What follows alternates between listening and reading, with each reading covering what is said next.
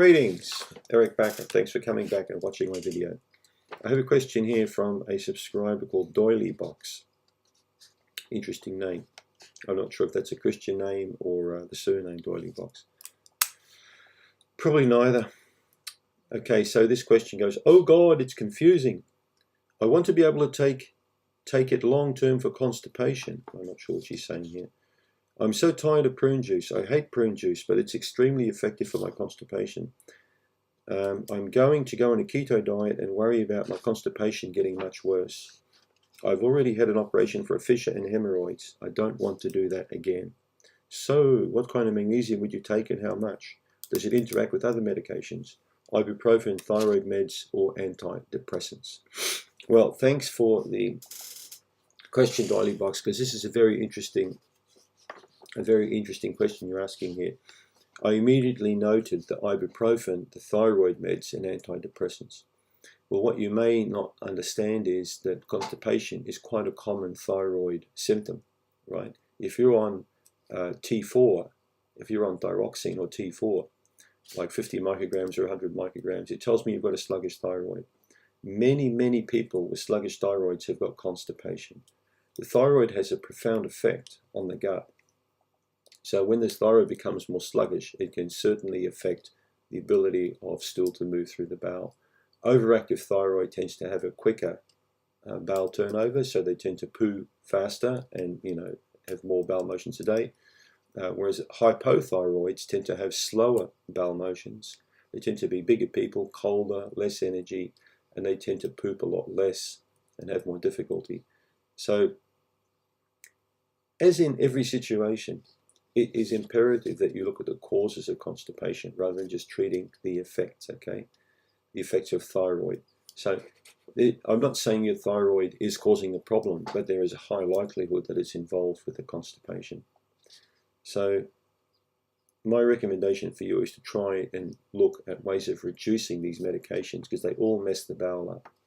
So try to take things to increase bowel function while you're taking things that slow bowel function down or affect it in a bad way. It's not a good idea, really, is it? It's like gambling and they're trying to get, more credit cards the whole time, or just keep going hassling the bank the whole time while you've got a gambling problem. So, one's just going to feed the other. And that's what we've potentially got here. We've got a patient on medications. Antidepressants affect bowel motility quite a lot. I've seen that with Prozac sufferers. Many Prozac sufferers I've seen over the years, or people who take SSRI drugs, have either got constipation or diarrhea. This affects the small intestine quite a lot. Ibuprofen, being the kind of medication it is for pain relief, can affect the circulation quite a lot and the immune system in different ways. It can also affect the gut, especially the stomach. But the thyroid meds, yeah, it depends on the dosage that you're on, but they can also have an effect. And if you look up the side effect of levothyroxine, one of the side effects is constipation as well. So you're in a bit of a bind here, unfortunately, but going on a keto diet is not a really good idea if you're constipated. You'll block up even more, and that's going to create a real issue for you. So I wouldn't recommend that, especially in light of the fissures and the hemorrhoids. My recommendation is to try and deal with some underlying stuff and get off some of these medications and to correct the thyroid naturally, because it can be done with help of a good doctor. Most people can get off 50 to 100 micrograms of thyroxine. Get your iodine tested. Go on a thyroid supplement, which has got all the cofactors in it, iodine, selenium, zinc, copper, different B vitamins. That's going to help your thyroid quite a lot. The ibuprofen, not sure why you take it. You probably need to work that out.